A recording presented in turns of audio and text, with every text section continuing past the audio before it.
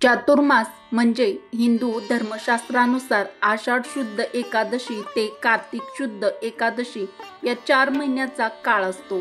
याला चातुर्मास असेही म्हणतात। चातुर्मास म्हणजे 4 महिने, आषाढाचे 20 दिवस आणि श्रावण भाद्रपद अश्विन 3 महिने पूर्ण आणि कार्तिक महिन्याचे 11 दिवस। सर्वसामान्य लोक चातुर्मासात एखादे व्रत करतात व काही नियम पाळतात। या काळात हिंदू धर्मात अनेक व्रत उपासना केल्या जातात। या काळात हिंदू धर्मात वर्णिलेल्या संस्कारापैकी मुंज, पवित्र संस्कार, मुंज विवाह, दीक्षा, ग्रहण, यज्ञ, गृहप्रवेश इत्यादी शुभकाम केले जात नाहीत। यंदाच्या चातुर्मासात यापैकी तुम्ही एक नियम अवश्य पाळा। चातुर्मासात 4 महिने दररोज तुळशीसमोर हळदीने स्वस्तिक काढावी। चातुर्मासाच्या काळात 4 महिने दररोज महादेवाच्या पिंडीवर दूध किंवा दह्याने अभिषेक करावा। या पवित्र चातुर्मासाच्या काळात 4 महिने दररोज शक्य असल्यास तुळशीसमोर तुपाचा दिवा अवश्य लावावा। चातुर्मासाच्या या पवित्र काळामध्ये काही लोक 4 महिने एकाच जागी जेवण करतात आणि काही जण तामसिक भोजनाचाही त्याग करतात। चातुर्मासात प्रत्येक मंगळवारी आणि शुक्रवारी एका सुवासिन स्त्रीची आपल्या घरी नित्यनेमाने ओटी भरावी। चातुर्मासात 4 महिने सुंदरकांड, गीता आणि रामायणाचे पाठ करावे। माणसाच्या जीवनासाठी हे खूपच फलदायी ठरते। गणपतीला दररोज लाल फूल म्हणजेच तुम्ही जास्वंद देखील वाहू शकता। तुम्ही हे नियम नित्यनेमाने दररोज करू शकता। चातुर्मासात दान करणे हे विशेष फलदायी मानले जाते। या 4 महिन्यात दान करणे जीवन संरक्षण आरोग्यासाठी फायदेशीर आहे। तसेच या काळात पितरांसाठी पिंडदान करणे अति उत्तम, त्यामुळे त्यांच्या आत्म्याला शांती मिळते। तसेच या महिन्यात केलेली कोणतीही उपासना आणि साधना लवकर फळप्राप्ती देते। चातुर्मासाच्या या 4 महिन्यात तुम्ही गायत्री मंत्राचा 108 वेळा जप जरूर करावा। 4 महिने दररोज श्री सूक्त दिवसातून एकदा तरी म्हणावे किंवा तुम्ही गुरुचरित्रातील 14वा अध्याय दररोज वाचू शकता।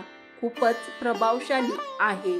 चातुर्मासामध्ये भगवान श्री हरी विष्णू निद्रास्थानात जातात। या दिवसात त्यांची पूजा आराधना करणे अतिशय शुभ मानले जाते।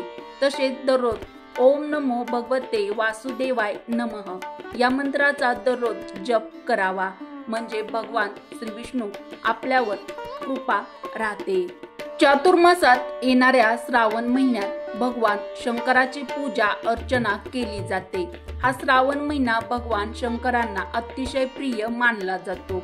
असे म्हटले जाते की जो भक्त खऱ्या मनाने भगवान शंकराची आणि विष्णूंची पूजा करतो त्याच्या आयुष्यातील संकटे कायमची दूर होतात। चातुर्मासात तपश्चर्या आणि भक्ती अवस्थेत राहून दररोज सत्यनारायणाची कथा आणि जप किंवा श्रवण करणे अत्यंत शुभ मानले जाते। चातुर्मासात सूर्योदयापूर्वी उठून भगवान विष्णू आणि देवी लक्ष्मीची पूजा करावी। तसेच दररोज श्री हरी विष्णू सहस्त्रनाम आणि कनकधारा स्तोत्राचे पठण करावे। चातुर्मासात 4 महिन्यात तुम्ही दररोज भगवद्गीतेतील एक अध्याय सुद्धा वाचू शकता। याशिवाय तुम्ही स्वामी चरित्रातील क्रमशः 3 अध्याय किंवा 7 अध्याय आवर्जून वाचावे। चातुर्मासाच्या 4 महिन्यात दररोज जवळच्या परिसरातील असलेल्या मंदिरात दररोज प्रदक्षिणा घालाव्यात। हा सुद्धा अगदी सोपा नियम तुम्ही चातुर्मासात करू शकता। चातुर्मासात 4 महिन्यात दररोज तुम्ही महादेवाच्या मंदिरात जाऊन महादेवाच्या पिंडीवर 11, 21 किंवा 108 बेलपत्र व्हावे। तसेच महादेवाच्या पिंडीवर पांढरे फूल अर्पण करावे। हा सुद्धा नियम तुम्ही करू शकता। हा नियम नित्यनेमाने केल्याने महादेवाची कृपा आपल्यावर सदैव राहते। चातुर्मासाच्या 4 महिन्यात दररोज आपल्या देवघरात तुपाचा दिवा अवश्य लावावा। 4 महिने दररोज घरातील देवांना नैवेद्य दाखवावा। तसेच गाईला सुद्धा घास द्यावा। 4 महिने दररोज विद्यार्थ्यांनी गणपती अथर्वशीर्षाचे पठण करावे।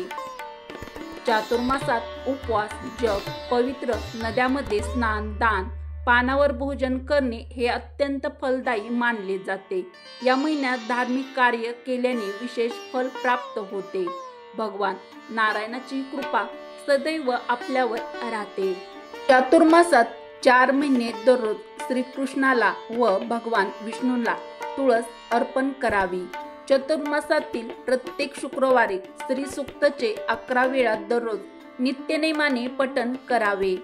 चातुर्मासातील या 4 महिन्यात बेलाच्या झाडाखाली दररोज संध्याकाळी अवश्य दिवा लावावा।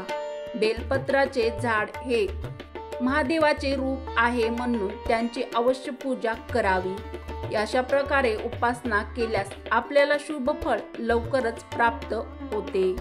चातुर्मासात एकच वेळ जेवण करणे हे उत्तम मानले जाते। या 4 महिन्यात तुम्ही जेवढे सात्विक राहाल किंवा सात्विक जेवण कराल तेवढे चांगले। श्रावणात भाजीपाला, भाद्रपदात दही, अश्विनमध्ये दूध आणि कार्तिक महिन्यात डाळींचा त्याग करावा। या काळात शक्यतो पाण्याचा वापर जास्त करावा। शक्य तितके आपले मन भगवंतात गुंतवून ठेवण्याचा प्रयत्न करावा। तुम्ही श्रीकृष्णाच्या मूर्तीवर, फोटोवर किंवा जे काही रूप तुमच्याकडे श्रीकृष्णाचं असेल किंवा भगवान श्रीहरी विष्णूचं असेल, श्रीहरी विठ्ठलाचं असेल त्याच्यावर तुम्ही दररोज पारिजातकाची फुले अर्पण करू शकता। अशा पद्धतीने तुमच्याकडून 4 महिन्यामध्ये 1 लाख पारिजातकाची फुले अर्पण झालीच पाहिजे। श्रीहरी विष्णूंना लक्ष तुळशी अर्पण करणे म्हणजेच 1 लाख तुळशींची पानं तुम्ही या 4 महिन्याच्या काळात अर्पण कराल तर या पद्धतीने देखील संकल्प तुम्ही घेऊ शकता। याचबरोबर हे 4ही महिने तुम्ही दुर्गा सप्तशतीचा दररोज पाठ करू शकता, म्हणजे आपल्या कुलदेवीची सेवा करू शकता। याचबरोबर गुरुचरित्राचे पारायण सुद्धा करू शकता। संक्षिप्त गुरुचरित्राचे पारायण करू शकता। नवनाथ पारायण करू शकता। तुम्ही शिवलीला अमृत या ग्रंथाचे पारायण करू शकता किंवा शिवलीला अमृतातील जो 11वा अध्याय आहे याचे सुद्धा दररोज पठण तुम्ही करू शकता। त्याचबरोबर श्री गणेशांना लक्ष दुर्वार्चन 1 लाख दुर्वा तुम्ही गणपती बाप्पांना या 4 महिन्याच्या काळामध्ये अर्पण कराल। या पद्धतीचा देखील तुम्ही संकल्प तुम्हाला घेता येईल।